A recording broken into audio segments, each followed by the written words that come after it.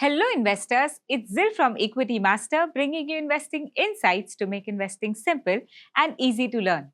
To stay updated on investing trends and the latest developments on Indian markets, don't forget to subscribe to this channel and like this video. When we look at India's e-commerce boom, attention usually goes to large mass market platforms like Zomato, Swiggy, Nykaa, and the likes. But beyond those obvious names lies a set of smaller, often overlooked listed companies that quietly serve niche markets, cross-border retail, and digital services. These firms fly under analyst radars and don't receive institutional funds, yet they have business models that could potentially deliver good returns. These niche e-commerce firms offer a different value proposition to the established firms. They tend to target B2B or refined B2C segments, operate asset-light or service-based models, or cater to specialized product category. Let's look at 5 such under-the-radar e-commerce stocks that should be on your watch list in 2026. Before we move on, please note, this video is for information purposes only. It is not a recommendation to buy or sell and should not be treated as such. There is no opinion or view on any stock covered herein. With that disclaimer out of the way, let's get started. First on our list is MacForce Limited. MacForce runs Robo.in, an online store that specializes in electronic components, robotics kits, EV-related parts, 3D printer items, IoT modules, and DIY makerspace hardware. From sensors and drives to batteries, development boards, and niche electronic parts, MacForce has built a diverse SKU ecosystem that appeals to hobbyists, educational institutions, small manufacturers, and developers working on IoT, automation, EVs, drones, and robotics. Unlike fast-moving consumer goods platforms, its focus is highly specialized. The value here is not in serving millions of customers, but in dominating a niche where scale is secondary to expertise, reliability, and breadth of offerings. Coming to its financials, MacForce more than doubled its revenue in FY25 to 2.6 billion rupees from 1.3 billion rupees reported in the year-ago period, while its net profit rose about 65% to 179 million rupees. Over the past 5 years, the company's sales and net profit have grown at a CAGR of 73% and 122% respectively. These numbers reflect both the underlying demand for niche electronics and MacForce's ability to manage its growth efficiency in a segment often ignored by mainstream players. What makes MacForce under the radar is precisely this niche focus. It does not compete in the crowded general merchandise space, which is dominated by deep-pocketed mass market platforms. Instead, it caters to specialized customer segments whose needs are often underserved. Small manufacturers, early-stage product developers, educational labs, and DIY enthusiasts. The SKU-rich inventory makes it a one-stop shop for prototyping, experimentation, and small-scale manufacturing projects. Importantly, MacForce's customer base is highly sticky, often returning for repeat orders as projects evolve and new product versions are launched. MacForce appears to be broadening its product range, with the management highlighting plans to add new SKUs and scale warehouse and fulfillment capabilities. If demand for EV-related components, automation parts, IoT modules, or DIY electronic accelerates, both in India and globally, the company stands to benefit. Next on the list is Introsoft Technologies Limited. Introsoft is a much older, more diversified business compared to many of the SME e-commerce firms. But it has remained under the radar over the years despite its multiple offerings.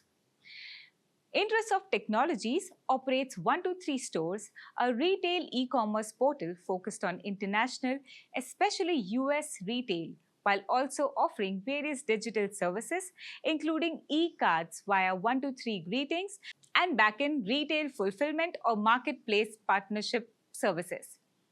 This dual model gives it exposure to both export-oriented retail and B2B digital services revenue, allowing it to buffer cycles in one vertical with stability in another.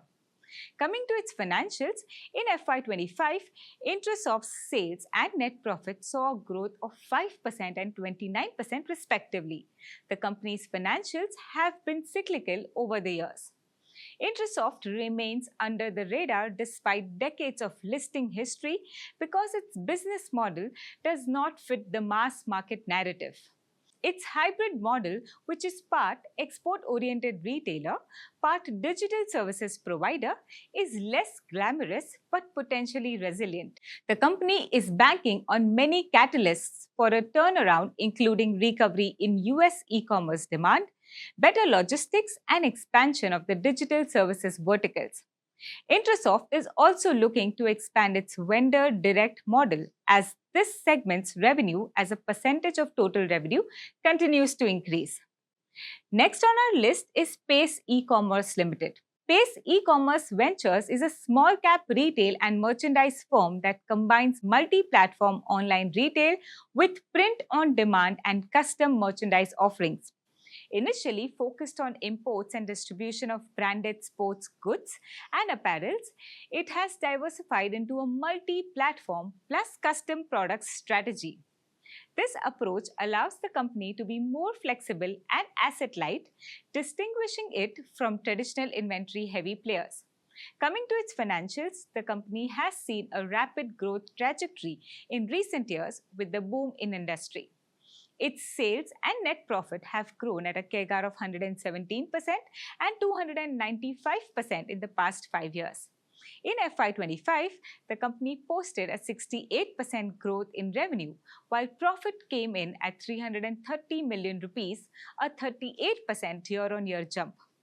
The company has several brands in its kitty, with portfolios spanning 15 plus proprietary and licensed brands through multiple digital platforms. With increased disposable income and potential for long-term growth across consumer categories, Pace e-commerce could be in a sweet spot. It looks well positioned to capitalize on favorable market conditions and consumer trends in the coming quarters. Fourth on our list is Enfuse Solutions Limited. Enfuse Solutions is a B2B digital services provider rather than a retail platform. It offers outsourcing services including data management, catalog management, content tagging, metadata structuring, and other managed services that support e-commerce and digital businesses globally. The company's clients range from small enterprises to large e-commerce operators requiring scalable back-end solutions. Coming to its financials, Enfuse Solutions sales and net profit have grown at a CAGR of 19% and 18% in the past 3 years. Its ROE and ROCE have averaged 24% and 33% during the same time period. Going forward, Enfuse has several catalysts in play, including acquiring new global clients, scaling AI and digital services, and expanding recurring revenue streams. Global trends, rising outsourcing demand, increasing complexity in cataloging, content, and compliance, and a general push toward digital services could create tailwinds for the company. Last on the list is Brand Concepts Limited. The company remains under the radar given its microcap status despite having a credible established business in place. Brand Concepts is making significant strides in the premium and affordable luxury segment within the fashion accessories and luggage industry. Specializing in bags, backpacks, and travel accessories for both Indian and international markets, the company is capitalizing on the rising demand for stylish yet functional products. The company holds exclusive rights to iconic global brands like Tommy Hilfiger, United Colors of Benetton, and Aeropostale, while also fostering homegrown premium labels such as Sugar Rush and The Vertical. This strategic mix is helping Brand Concepts carve a niche in the affordable luxury market to consumers seeking high-end quality at competitive pricing. Further, the company plans to focus on premium malls and key high street locations. Additionally, franchising opportunities are being explored to enhance brand reach and exclusivity. Coming to its financials, brand concepts, sales, and net profit have grown at a CAGR of 50% and 90% respectively. In FY25, the company's sales grew at 16%, but profit fell 52% owing to challenges in the market and subdued demand for premium products. Going forward, the company aims to scale its offline presence to 100 in the next 2 years, alongside strengthening its digital footprint. Well, the Indian e-commerce sector is far more diverse than what the mainstream headlines cover. Beyond the big platforms and mass market names lies a layer of small cap, specialized and often under the radar firms, businesses serving niche customers. For investors, this presents an opportunity, but careful evaluation of financials, market positioning, corporate governance, and long-term viability are crucial in this space. That's it for today. Don't forget to like this video and share it with your friends and family and make them as smart as you are. This is Zil from Equitymaster. Thanks for tuning in.